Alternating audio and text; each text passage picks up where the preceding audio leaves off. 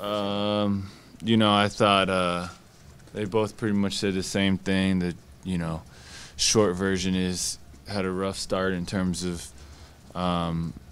adjusting to the new system and figuring out what exactly Coach Scott wants from me in terms and as it relates to all the new players and then knew everything that was going on. And then as time went on, just felt like there was good progression. There was improvement throughout the course of the year and all the way up until the end. I think that was the 30-second summary that they gave me, and I would say it's accurate.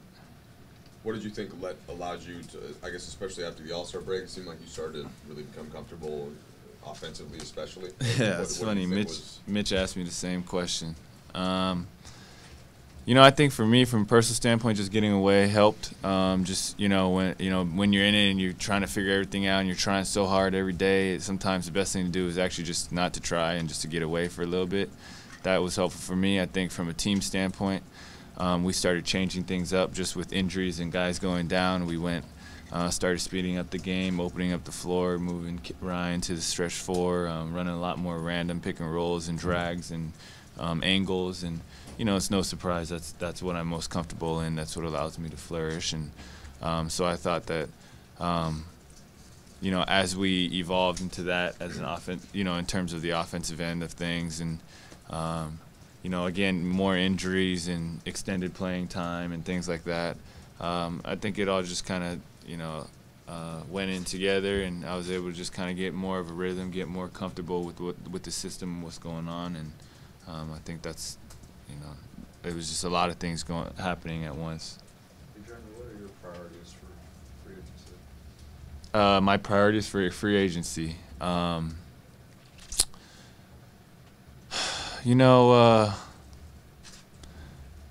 haven't even spoken with my agents about it, so let me think.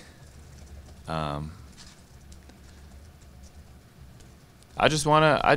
would say the biggest thing for me for free agency is to make a good decision in terms of where I want to be and where I think would fit well for me. I think that's about it, I guess. Nothing really beyond that. I'm not too worried about the years, or I don't have any goal on the years or a number, what I'm getting paid or anything like that. I think for me, just I want to find a good place, and hopefully the best place for that I could fit in at. So it's more of just your role and how you feel like you fit into whatever.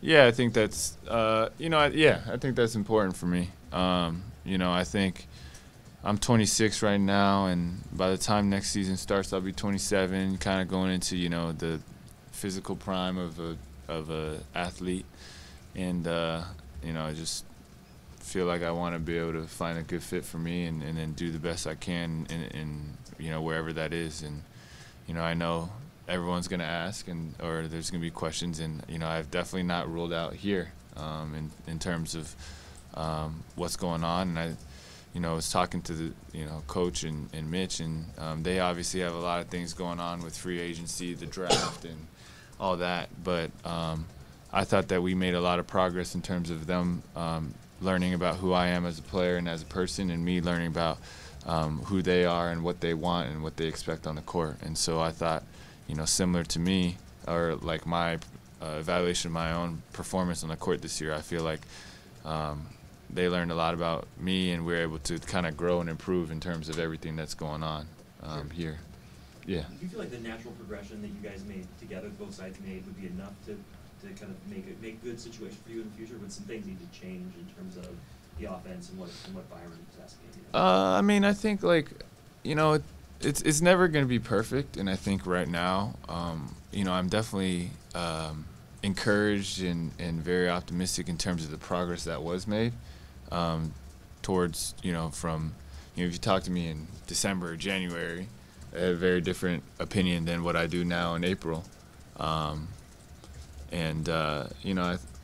do think there's a lot of things done, and so it's more about the progression or where we're headed versus walking in and having everything be perfect or exactly the way I want it to be or catered totally towards me. That's not what it's about. So yeah, I do think we're headed in the right direction, and that's all I can ask for. What was December, January like for you? It was tough, just different roles, and it's one thing I went through, losing my starting position in Houston, but we were a playoff team and we were doing well, and here we were at the bottom of the standings and setting all types of records in the wrong way. And I'm an athlete, I'm a competitor, and I care very, very much about my job, and it hurt. It was tough. Jeremy, was there ever a point in the season when you felt like this just wasn't the place for you?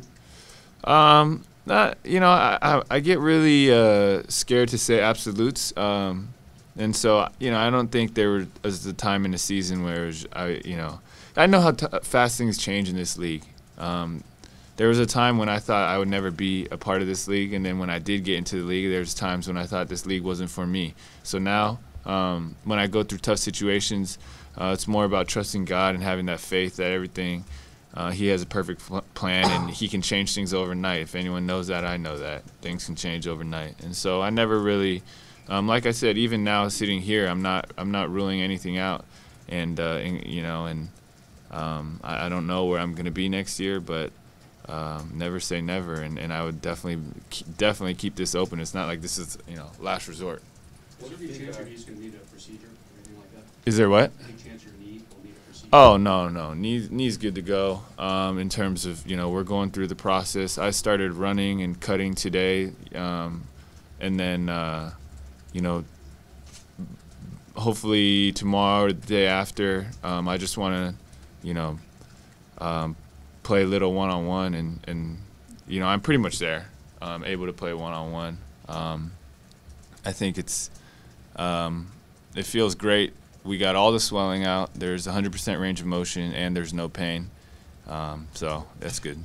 What feedback did they give you, Mitch and Byron, as far as how they might see it? Yeah, they were just talking about it was 2 separate meetings. So let's see. Coach Scott was kind of just talking about being able to put on different hats in terms of who I am. Just my first instinct is to attack, and sometimes facilitate a little more. And then Mitch kind of talked about getting into pain and picking up your dribble, which is very true as well. And so I think that was kind of the feedback that I received, which I would agree with. How about just like free agency, as far as how they see you in the? Oh, sorry. No, it's the same thing that I kind of said earlier. I was basically saying what they were saying too, because I know it's true. They have to go through the draft to see what they get, then the actual draft, or the lottery, then the draft, and then free agency. I think for me, that's kind of why I just haven't really thought or talked much about it. It's just like I know there's a lot of missing pieces that have to fall into place before I really know what everything's going to look like in regards to me. It seemed like, at least at points during the year, a lot of the criticisms that Byron had of the toughness of the team, toughness of individual players, and things like that, some of that was aimed at you. Was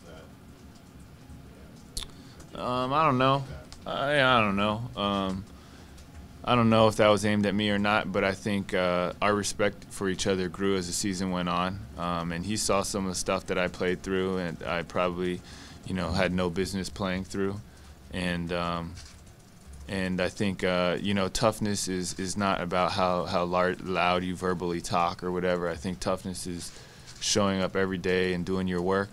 I think toughness is, sacrificing for the team and still giving your best effort, finding a way to get it done, and finding a way to be effective and to improve. And I thought those were things that I did throughout the course of the season. And like I said, his respect for me and my respect for him, has grown just steadily throughout the course of the season. How so? I mean, I just think it's evident by him, from his standpoint, whether it's, playing me more, giving me more minutes, or, putting me back in the starting lineup, or, running specific plays or trying to get me going, different things like that just shows that,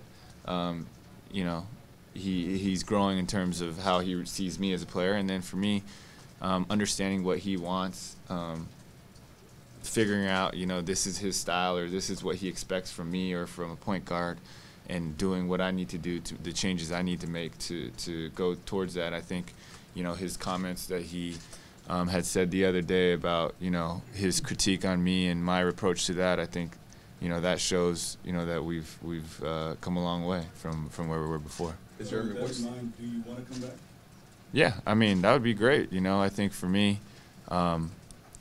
again, there's so much that needs to happen, but yeah, like I said, that would be definitely an option for me that I would consider. I'm here. I love the city. I love the fans. I'm comfortable, and I would definitely consider that for sure if that's an option. You may be the only guy in the league whose diehard fans can match Kobe's diehard fans to intensity. I'm sure you're aware of that. What is that like as a player to have that type of fervent fan?